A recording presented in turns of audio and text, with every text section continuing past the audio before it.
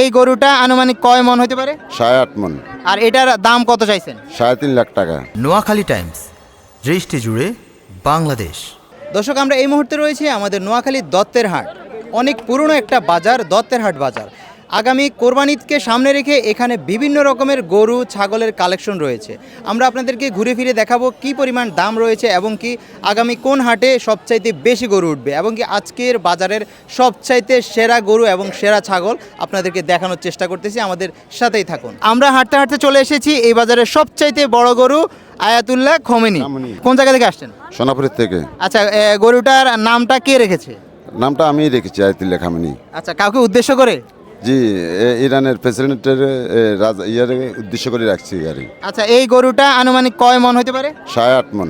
আর এটার দাম কত চাইছেন? 3.5 লাখ টাকা। এখন পর্যন্ত কত টাকা দাম উঠছে? 2,60,000 টাকা। আপনার পছন্দ মতো মানে কত টাকা হলে ছেড়ে দিতে মানে ইচ্ছা আছে? 2,80,000 টাকার ভিতরে চা দিব।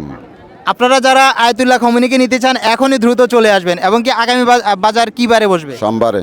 আগামী সোমবারেও চলে আসতে পারেন। ভাইয়ের কাছে আপডেট বড় বড় গরুর কালেকশন রয়েছে। জি।